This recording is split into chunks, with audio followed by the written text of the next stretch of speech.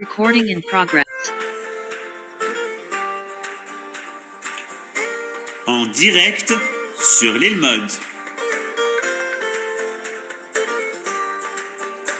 Shalom à toutes et à tous, on est très contents. On retrouve le Rav Yehuda Ben Ishai de la communauté d'Emouna Shlema pour ce Shabbat, Parashat Vayetse. On est en point moins 2 qui se lève. On se souhaite déjà Hanouka Sameach. On est également très content qu'on ait eu la pluie cette semaine en Israël. C'est très important. Et on va parler du rêve, tendre l'échelle. Et ce fameux chapitre 28, chapitre du Koach, de la force, ce rêve qui nous donne tellement de force. Bechavod, Arabanisha, et je rappelle bien sûr que il y a également une dédicace pour cette semaine. Bechavod, Arab. Shalom, shalom à tous et à toutes. Le cours est dédicacé à Madame Lucette Esther Bat Julie et Chaim Lisha par ses deux filles, Françoise Rachel Lisha et Michel Léa Cassel. Donc nous avons maintenant une dédicace en la mémoire de cette dame que j'ai bien connue et qui était une femme avec des qualités particulières. On va parler de la paracha de Vayetse et on va parler de l'échelle du rêve de Yaakov. Alors je voudrais commencer par une expression que tout le monde connaît, une expression française que tout le monde connaît. L'expression est tendre la perche. Voilà ce que l'on sait du français. Tendre la perche. Quand on veut aider quelqu'un, alors on a l'habitude de dire, il faut lui tendre la perche. Et dans notre paracha, il y a un chidouche. Au lieu de tendre la perche, voilà que notre ancêtre Yaakov découvre qu'on lui tend une échelle. Et je voudrais donc, à partir du Rav d'ailleurs Shimshon Raphaël Hirsch, faire une remarque qui est en fait une remarque de grammaticale. Je vous lis le texte en hébreu. Vayachalom ve'ine sulam mutzav arza ve'rosho magia השמיימה. והנה מלאכי אלוהים עולים ויורדים בו. Il rêva. Et voilà qu'il vit une échelle, Mutsav Arza. Alors là, il faut commencer à faire attention parce que l'on sait tous que quand on veut désigner un sens, que l'on va vers un certain sens, alors on a l'habitude de rajouter en hébreu Hei à la fin. Ani nosea, on peut dire les Tel Aviv, ou on peut dire Tel Aviva. Évidemment, peu de gens aujourd'hui vont se servir de cette expression parce que on est moins méticuleux sur l'emploi de la langue, mais néanmoins, en hébreu, c'est quelque chose de tout à fait correct, surtout dans le langage biblique. Alors donc, on a ici par deux fois une indication de sens. Veine sula mutzav arza, verosho magia shamaima. Le premier sens qui est indiqué est du haut vers le bas. Le deuxième sens qui est indiqué est du bas vers le haut. Je m'explique. Veine sula mutzav arza, voilà qu'il y a une échelle qui est dressée vers la terre. Arza, ani ole arza. Je monte vers Eretz Israël. Verosho, et le sommet de l'échelle, Lui, Magia, il arrive à Shamaïma, vers les cieux. Vous remarquez qu'il y a donc deux fois, à propos de l'échelle en question, une indication de sens. Et ça demande à être élucidé.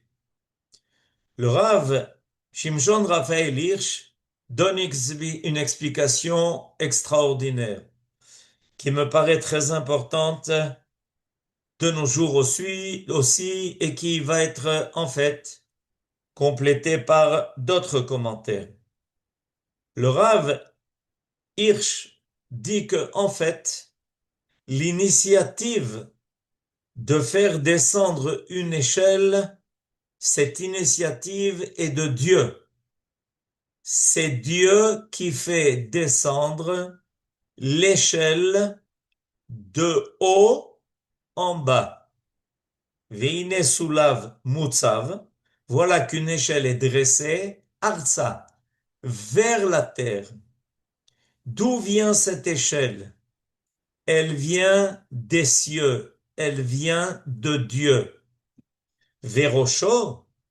Et une fois que cette échelle est arrivée jusqu'à la terre, voilà que son sommet, lui, va se diriger vers les cieux. À quoi ça ressemble? Dans le temps, lorsqu'on construisait une maison, en général, on pouvait lui construire un étage de plus. Je parle dans les temps régulés de l'époque de la Mishnah. On ne construisait pas de hauts bâtiments parce qu'on n'avait pas les moyens, la technique de le faire. Alors en général, on construisait une maison avec qu'un étage. Et celui qui habitait en haut y accédait par une échelle. Quand il montait à l'étage supérieur, il retirait l'échelle, ce qui empêchait la personne qui était en bas d'accéder à son logement à lui. C'était un moyen de se retrouver indépendant. En reprenant l'échelle à lui, celui qui habitait en haut, en fait, ne permettait à personne d'accéder jusqu'à lui, parce que c'est lui seul qui possédait l'échelle. Et quand quelqu'un voulait quand même venir le voir, voulait venir à sa rencontre, alors qu'est-ce que faisait celui qui habitait à cet étage? Il lui descendait une échelle. Il lui faisait passer par un trou, par une lucarne, l'échelle. Et il la faisait descendre, et quand l'échelle arrivait jusqu'en bas, jusqu'à terre, la personne qui était en bas pouvait monter et le rejoindre. Maintenant, ce que je viens de vous dire est un mashal, est une parabole. En effet, à l'époque des premières générations, les hommes en étaient arrivés à la conclusion que Dieu était dans les cieux et que eux habitaient sur terre et qu'il n'y avait pas de véritable lien possible entre les cieux qui étaient tellement élevés, tellement lointains et entre l'homme qui se trouvait, lui, sur terre. Ce sentiment-là a eu des conséquences qui n'étaient pas du tout positives pour l'homme. Celle de sentir qu'il était complètement déconnecté des cieux. Et nos ancêtres, Abraham, Isaac et Yaakov, on arrive dans notre paracha au troisième, celui qui va créer cette famille dont va sortir le peuple d'Israël, lui va enfin non seulement comprendre, mais agir en homme qui sent le lien permanent qui lie les cieux à la terre et la terre aux cieux. Mais qui prend l'initiative? Celui qui prend l'initiative, c'est celui qui fait descendre l'échelle. C'est donc Akadosh Baruch Hu lui-même. Akadosh Baruch Hu fait descendre l'échelle des cieux jusqu'à la terre. Il propose à l'homme d'avoir un moyen de grimper vers lui, de grimper vers le divin, de s'élever de sa condition matérielle et terrestre pour trouver d'autres horizons, pour trouver d'autres idéaux que simplement servir ses besoins naturels. Et donc, il fait descendre l'échelle. Et une fois que l'échelle a été posée à terre, Yaakov est invité par celui qui réside bien haut à le rejoindre. Et Yaakov comprend que lui est tendue une échelle. Et à ce moment-là, va arriver quelque chose de tout à fait particulier. Le personnage de Yaakov va devenir un personnage qui a en fait une double qualité. Il a d'une part les pieds sur terre, mais il a d'autre part sa tête qui s'élève bien haut, vers les cieux. Il est à l'image de cette échelle. Et quand on étudie et quand on suit la vie de Yaakov, on va s'apercevoir qu'il y a toujours cette double face, cette double qualité chez notre ancêtre Yaakov.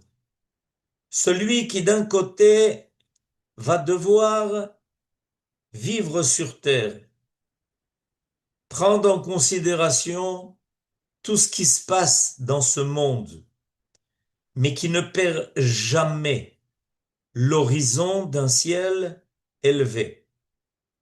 L'échelle va devenir pour Yaakov une indication de vie. Sache que le peuple d'Israël va être le peuple de l'échelle. D'une part, il va avoir une grande réussite sur terre. Comme Yaakov, qui se met en chemin vers la vanne, qui va devoir apprendre toutes les ruses de la vanne, qui va devoir apprendre un métier qui n'est pas du tout facile, celui de berger, qui va devoir affronter un personnage qui ne veut en aucun cas qu'il ne s'enrichisse, pour qu'il soit pauvre et dépendant de lui. Et Yaakov va trouver le moyen, le subterfuge qui lui permettra de gagner sa vie et même de s'enrichir, de devenir grand, de devenir avec un troupeau qui a des centaines et des centaines de têtes de bêtes. Yaakov sait vivre sur terre. Il saura mener sa vie sur terre. Il a une réussite qui donne envie à tous ceux qui vont l'entourer, comme Lavan lui-même d'ailleurs le dit. Et comme les enfants de Lavan vont tout d'un coup être remplis de jalousie, pensant que Yaakov n'était pas capable de vivre par lui-même, de gagner sa propre vie, de devenir quelqu'un d'aisé, qui savait comment mener les affaires sur terre. Mais d'autre part, Yaakov est aussi cet homme qui sait qu'il est en train de mettre en place une famille et un peuple qui va donner un sens à l'histoire du monde parce qu'il a les yeux levés vers les cieux. Le prophète Ishaïa dit, Se'u marom enechem. Levez vos yeux vers le firmament. Se'u marom enechem. Les initiales de ces mots-là du prophète Isaïe sont le mot Shema. Shema Israël. Se'u Shin. Marom Mem. Enechem Ayin. Nous sommes ceux qui levons les yeux vers les cieux et qui proclamons Shema Israël, Hashem Elokeinu, Hashem Echad. Cette double face va amener Yaakov à se marier avec deux femmes.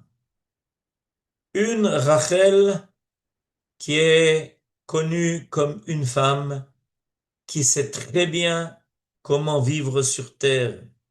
Il la trouve près du puits, elle une bergère. Rachel connaît très bien son père. Elle sait de quelle ruse il va se servir. Rachel est une beauté qui est inégalée. Elle est présente dans la vie de Yaakov sur terre. Léa est une force céleste, cachée, celle qui est dans les coulisses, celle à laquelle on n'a même pas pensé marier à Yaakov. Et il a fallu que Rachel, par son chesed, par son bonté, lui découvre, lui révèle les signes qui avaient été convenus entre Yaakov et elle pour que Léa arrive tout à fait de façon cachée, détournée, par devenir elle aussi la femme de Yaakov. Rachel est la femme de Yaakov sur terre, Léa est la femme de Yaakov dans un idéal céleste. Mais les deux sont celles qui vont permettre de construire cette famille qui peut donner ce peuple dont Dieu a fait descendre l'âme sur terre, mais qui a une âme tout à fait divine. Une âme qui n'est pas de la dimension des autres peuples. Une âme qui conduit le monde vers un idéal moral et spirituel qui permettra à notre monde de rejoindre la qualité du monde futur. Alors il y a ici donc deux dimensions. Ces deux dimensions vont se retrouver même chez les enfants de Yaakov. Et je voudrais enchaîner sur quelque chose que nous enseigne Nachmanide, le Ramban, précisément sur ce rêve de l'échelle. Sur cette échelle, Yaakov voit deux choses. Il voit des anges qui montent et qui descendent. Et il voit aussi la force des peuples, leurs représentants célestes qui montent et qui descendent. Nous allons commencer par le commentaire du Ramban, par le commentaire de Nachmanide. Veine sulam mutzav arza, verosho magia shamayma. Veine malachi Elohim olim veyordim bo. Era'u bechalom hanevoa. Il lui a montré dans un rêve prophétique qui kol hanaasa ba'aretz naasa al yedei hamalachim. il y a une révélation extraordinaire qui est faite ici à Yaakov par Dieu dans ce rêve. Sache que tout ce qui se fait sur terre, tous les événements auxquels les hommes assistent, sont en réalité animés par des anges. Ve'akol begzerat elyon alehem. Et que ces anges-là n'agissent que par ordre divin. Ki malaché Elohim asher shalach Adonai leitalech ba'aretz. Parce que ces anges-là, ces anges divins que Dieu a envoyés sur terre, lo ya'asu ketana ogedola, n'agiront pas, ne feront rien, atshuvam le itiatzev aladon kol haaretz, jusqu'à ce qu'ils montent vers Dieu, olim, sur cette échelle, les morts les fanav, et ils viennent faire un compte rendu au Créateur de ce qu'ils ont vu, de la situation exacte de ce qui se passe dans notre monde. Il talachnu ba'aretz. Nous avons parcouru la terre. Veine yoshevet beshalva. Voilà que tout s'y passe bien. Ou le contraire. O melea cherev vedam. La terre est secouée par l'épée et remplie de sang par les guerres. Ve'u yetzaveh alehem lashuv laredet ba'aretz ve'la'asot devaro. Et Dieu, après avoir entendu ce compte rendu, c'est-à-dire que tout est vérifié dans les cieux, en fonction de ce que ces anges viennent amener avec eux dans le moindre détail de ce qui se passe sur terre, il les renvoie sur terre, cette fois-ci pour agir, cette fois-ci pour intervenir. Rolim veyordim bo ve'erau, et il lui a montré à Yaakov ki hu yidbarach nitzav ala sulam. Mais il a montré à Yaakov que lui-même, Dieu, est au-dessus, se place au-dessus de cette échelle, en haut de l'échelle. Umafticho, le Yaakov be'aftacha gdola. Et il va lui donner maintenant, dans ce rêve, une promesse extraordinaire. Shleodia She'u lo yeh beyad malachim, que son sort à lui, Yaakov, n'est pas remis entre les mains des anges. Aval yechelek Hashem, que son histoire n'est dépendante que de Dieu. Non pas des forces de la nature, qui sont aussi des anges. Non pas d'autres forces qui sont occultes et qui agissent dans ce monde, mais que son sort à lui dépend de celui qui est au-dessus de l'échelle, en haut de l'échelle. Ve'yeh tamid, et qu'il sera toujours avec lui. Lui, Dieu, que Moshe amar ve'ine anochi imach, ushmarticha bechol asher telech. Sache que je suis toujours avec toi et je te garderai dans tout là où tu iras. Ki ma'alato gdola mishar hatzadikim. Parce que la force, la grandeur, la piété de Yaakov était bien au-delà de ce que l'on connaît des tzadikim en général. où il est marqué à leur propos, Ki malachav yetzavelach, lishmorcha bechol derachecha. Yaakov est au-dessus de ces forces-là. Son histoire, son destin est dirigé par Dieu lui-même. Grande révélation qui est faite à notre ancêtre Yaakov, qui comprend que maintenant son sort ne dépend que de celui qui a fait descendre l'âme d'Israël sur terre. Et Yaakov sait qu'il est toujours, même lorsqu'il est en bas de l'échelle, guidé par celui qui est en haut de l'échelle. C'est le principe de ce rêve-là.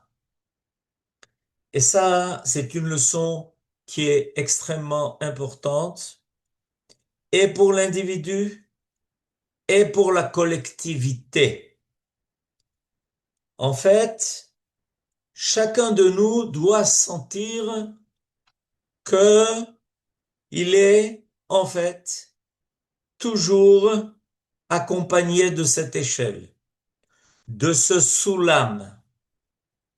Le mot soulam, qui veut dire l'échelle, est aussi un symbole de la tfila.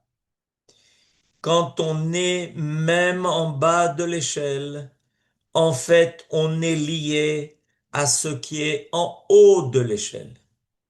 Et on peut grimper. Grâce à la tefila, on peut s'élever. On peut progresser. Mais il y a aussi dans le rêve de Yaakov un deuxième enseignement. Nos sages nous disent que Yaakov a vu dans ce même rêve, il a vu les empires qui allaient dominer le monde. Et ces empires ont un génie qui les accompagne, ont une force qui les accompagne, ont un ange à eux, comme d'ailleurs, quand Yaakov va revenir de chez Lavan, il va devoir affronter cet ange-là, celui de Esav. 4 empires qui montent. L'empire de Babylonie, Babel, Rolim, Veyordim, et descend. Rolim, Parasumadai, la Perse qui monte et qui descend. Rolim Veyordim.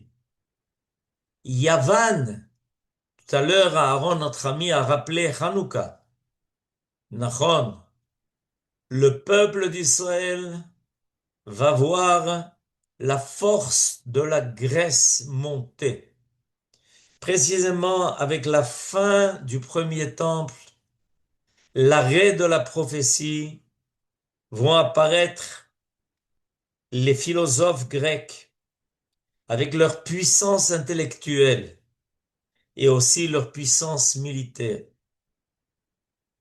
Eux qui avaient décidé de dominer le monde, d'étendre la culture sur l'ensemble, la culture helléniste sur l'ensemble du globe terrestre. Alexandre le Grand avait conquis depuis l'Europe jusqu'aux Indes. Et leur but était d'installer un empire qui serait éternel. Et voilà que la fête de Hanouka, de la même façon que la fête de Purim, vient fêter la fin de la Perse.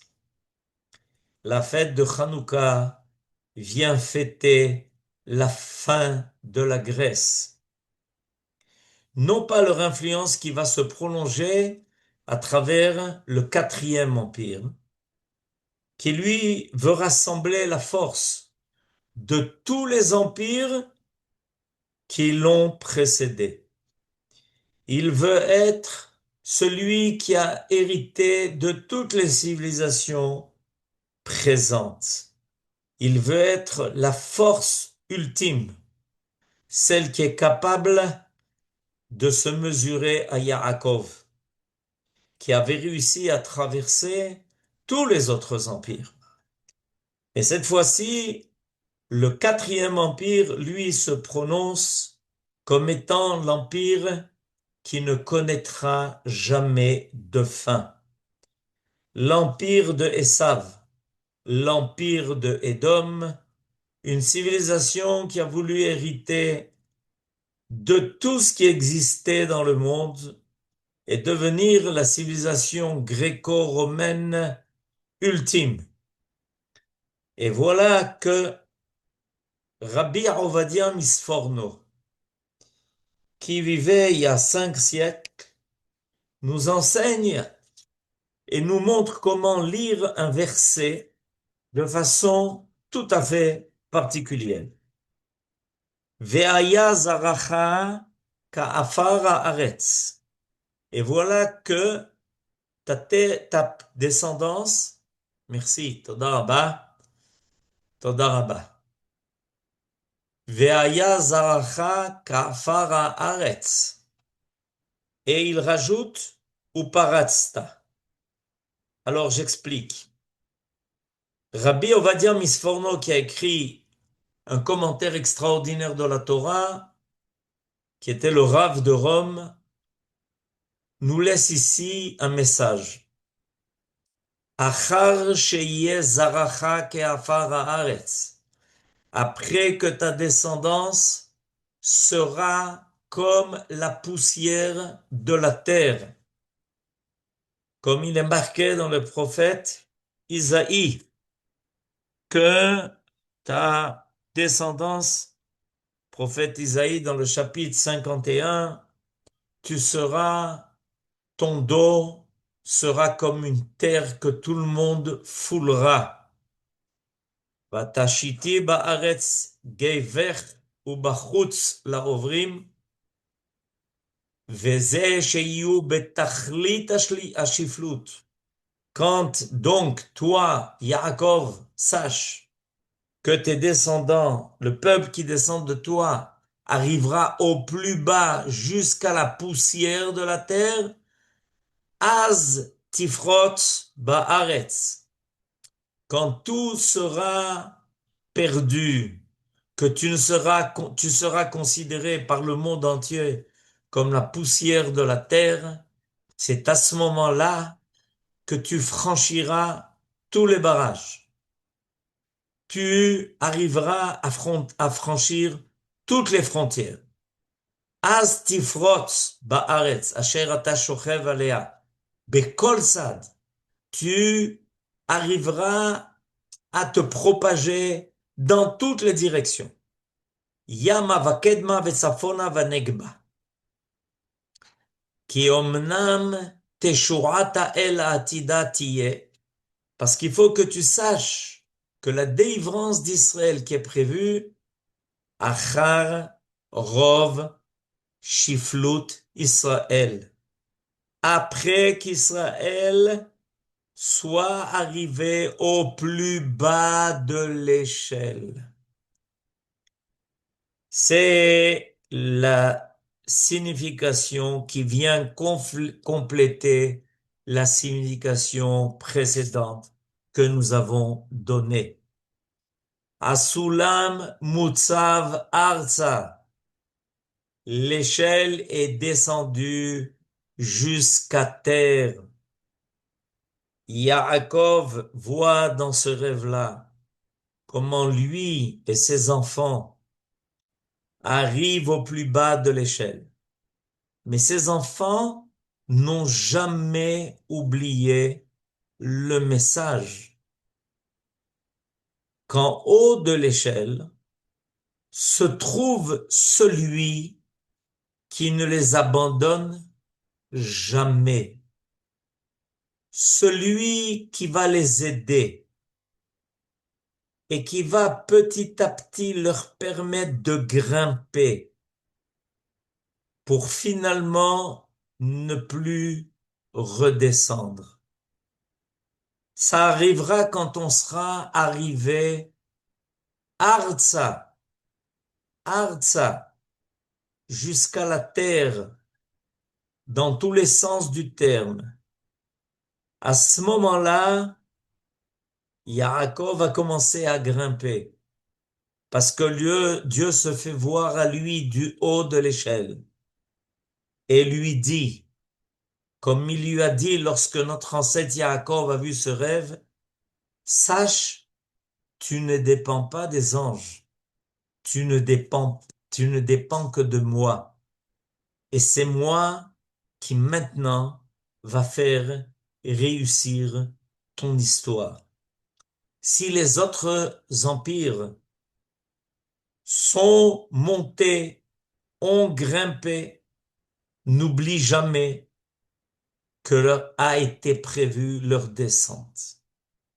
Mais toi, tu es là pour venir me rejoindre, moi qui est en haut de l'échelle et qui t'a tendu cette échelle pour grimper jusqu'à moi.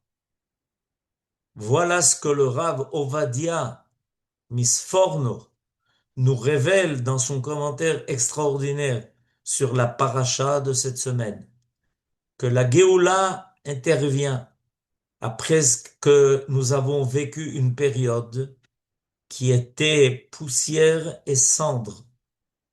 Et voilà que lorsqu'on pensait qu'on était arrivé au plus bas de l'échelle, tout d'un coup, depuis, le peuple d'Israël n'arrête pas de grimper et de monter.